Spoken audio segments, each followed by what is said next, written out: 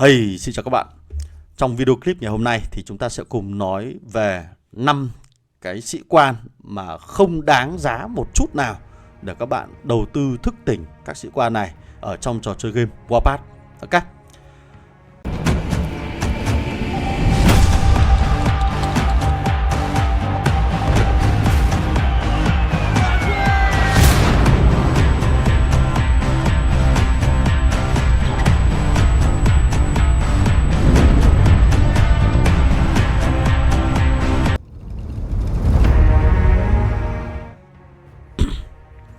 Rồi, nhóm đầu tiên mà không nên đầu tư các tượng vàng để mở khóa thức tỉnh nó, đấy chính là những sĩ quan mà sinh ra trong thời kỳ thế hệ thứ 1.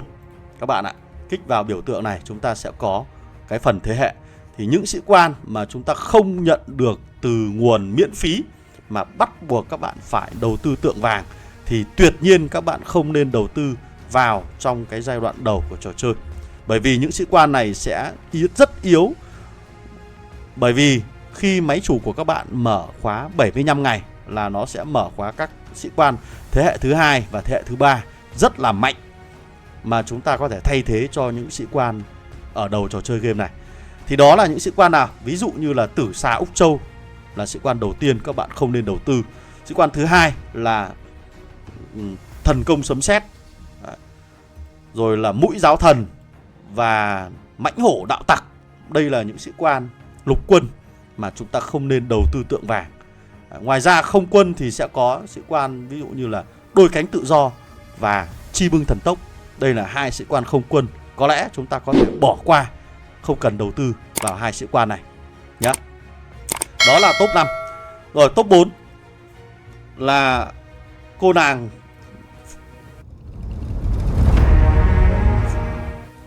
Top 4 là cô nàng Giảng Viên Thét Ra Lửa. Mình đánh giá không cao cô nàng này. Cô nàng này cái bộ kỹ năng chúng ta đọc thì có vẻ rất là tốt, nhưng thực tế là nó sẽ rất đuối và khá yếu kém trước những sĩ quan khác rất là nhiều. Mục tiêu của cô nàng này khi được sinh ra đấy là hỗ trợ cho đơn vị xe tăng chiến đấu chủ lực của Đảng Trật Tự lấy lại được ưu thế ở trên chiến trường.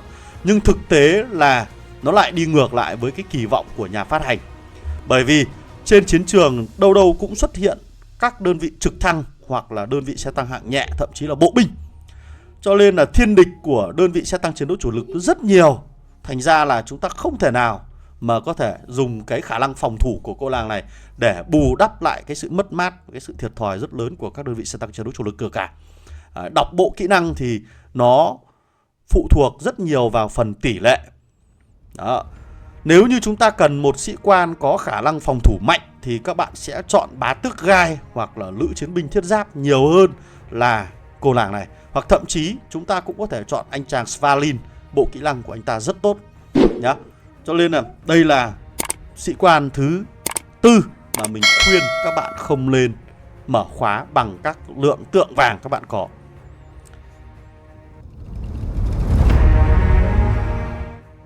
Rồi, sĩ quan thứ 3 đứng ở hàng thứ 3 mình khuyên các bạn không nên đầu tư, đó chính là Phóng Viên. Cô nàng Phóng Viên Thét Ra Lửa này thực sự rất hữu ích với các bộ kỹ năng của cô, dùng để học skill cho những cho những sĩ quan khác. Còn bản thân để thức tỉnh được cô nàng này thì lại không đáng một chút nào. Điều đó có nghĩa rằng các bạn có thể sử dụng 180 tượng vàng để thức tỉnh một skill của cô nàng này thôi. Ví dụ như đây là skill rất đáng giá, hoặc là skill này. Còn ngoài ra thì cả bộ kỹ năng của cô nàng này nó không phù hợp với đại đa số người chơi. Có thể những boss, những người chơi có nạp tiền, người ta có nhiều tượng vàng thì người ta sẽ đầu tư một chút về khả năng phòng thủ căn cứ hoặc khả năng phòng thủ ở trên chiến trường. Tuy nhiên cái lối chơi của Warpath nó lại không hướng đến cái số lượng ít người chơi như vậy, mà trong khi đó đa phần cộng đồng người chơi chúng ta là những người chơi nông dân. Mà nông dân thì đầu tư một chút về khả năng phòng thủ này không xứng đáng một chút nào. Đó là lời khuyên chân thành của mình nhé. Cho nên đây là cô nàng thứ 3 mà mình nghĩ là các bạn không nên đầu tư tượng vàng vào để thức tỉnh cô nàng này. Bởi vì khi thức tỉnh xong nó sẽ rất là phí. Nó không phục vụ được một cái hiệu quả nào lớn ở trên chiến trường cũng như khi các bạn tham gia chiến đấu cả. Ok. Rồi, anh chàng đứng thứ hai đó chính là gấu điên. Gấu điên là một anh chàng dành cho các đơn vị pháo binh. Mục tiêu của anh chàng này là giúp cho đơn vị dàn phóng tên lửa không bị phí, không bị out meta. Tuy nhiên là khi ra đời các sĩ quan pháo binh khác thì anh chàng gấu điên này lại không có đất để sử dụng, không có thời gian, không có điều kiện để sử dụng. Và thật ra cái bộ kỹ năng của anh chàng này nó cũng không thể so sánh được với những kỹ năng của các sĩ quan pháo binh khác. Ví dụ như là Bạch Kim, ngọn lửa Bạch Kim, hoặc là anh chàng Thiên Lý Nhãn. Ok. Đó, cho nên là nếu như các bạn chơi về pháo binh là chủ yếu thì anh chàng này có lẽ là anh chàng các bạn có thể bỏ qua và không cần cân nhắc, không cần phải xem xét nhiều về cái kỹ năng của anh chàng này. Nhìn thì có vẻ rất hay, rất tốt, nhưng thực tế nó lại không phù hợp với đơn vị pháo cho lắm. Ok. Rồi, anh chàng cuối cùng trong danh sách của chúng ta đứng hàng top 1 là sĩ quan yếu nhất, sĩ quan phế nhất ở trong trò chơi game Warpath này. Đó chính là sĩ quan thần chết mỉm cười. Nghe cái tên rất là hay, nhưng thực tế là nó lại không hay một chút nào. Tại sao nó lại là phế nhất? Bởi vì sĩ quan này cần phải đầu tư tiền bạc thì mới có thể sở hữu được sĩ quan này ở dạng thức tỉnh. Và một số người chơi đã thức tỉnh anh chàng này phản hồi lại rằng anh ta không xứng đáng với hơn 1.000 đô la để đầu tư vào đây để thức tỉnh anh chàng này. Nó không đáng một chút nào. Bởi vì cái thực tế, cái bộ kỹ năng của anh chàng này nó lại phục vụ cho khối máy bay ném bom. Và như các bạn thấy, mục tiêu của nhà phát hành đưa ra là mong muốn đem đơn vị máy bay ném bom trở lại trên chiến trường. Nhưng thực tế các bạn nhìn thấy trên chiến trường xem, đa phần là lực lượng không quân nhiều hơn là lực lượng máy bay ném bom. Các liên minh cần phải làm chủ bầu trời trước khi mới tính đến cái việc sử dụng máy bay ném bom hoạt động ở ngoài. Bây giờ lực lượng tiêm kích không có đủ thì anh chàng này không thể sử dụng được. Mà một khi tiêm kích đã phát huy hiệu quả thì anh chàng này lại cũng không có đất sử dụng nhiều lắm. Và thay vào đó người ta sử dụng đơn vị lục quân. Đấy. Bởi vì nếu như tiêm kích của mình áp đảo đối thủ thì lục quân của mình dường như cũng sẽ áp đảo được đối phương. Và như vậy là các đơn vị lính của đối phương nó cũng không thể đưa ra khỏi nhà nhiều. Và một số người chơi sẽ nói rằng là sĩ quan này sẽ rất có ích cho những người chơi mà nạp tiền, những người chơi là cá voi. Thì xin thưa với các bạn là cái tỷ lệ người chơi nạp tiền và tỷ lệ người chơi cá voi ở trong trò chơi game này nó rất là ít. Và nó không phục vụ cho đại đa số. Cho nên là cái video clip của mình mong muốn là với những anh em đã là đại đa số mà chúng ta thích chơi máy bay ném bom thì chúng ta có thể chọn những sĩ quan khác. Nó ngon, bổ, rẻ, nó hiệu quả hơn anh chàng này rất là nhiều.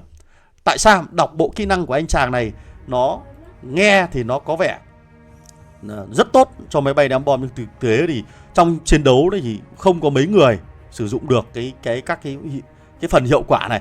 Bởi vì đa phần kể cả những người chơi đầu tư rất mạnh về lực lượng máy bay ném bom nhưng dường như là không thể phát huy được tối đa hiệu quả của bộ kỹ năng của anh chàng này. Bởi vì không tiêm kích của đối phương nó vẫn cực kỳ là bá đạo nữa. Và mình nghĩ rằng với những người chơi mà đã định đầu tư vào các sĩ quan của quầy rượu thì các bạn có thể hoàn toàn bỏ qua anh chàng này mà đầu tư vào anh chàng không quân là đôi cánh là hắc sắc công tử này. Anh chàng này là cực kỳ rất đáng cái đồng tiền mà bạn bỏ ra thay vì là thần chết mỉm cười. Ok. Rồi, trên đây là top 5 những sĩ quan mà không đáng để các bạn có thể đầu tư, không đáng để các bạn có thể bỏ tiền bạc, và những người chơi mới nên tránh xa những sĩ quan này. Và chúng ta cần phải tiết kiệm cái lượng tượng vàng chúng ta có để đầu tư cho những sĩ quan hữu ích hơn.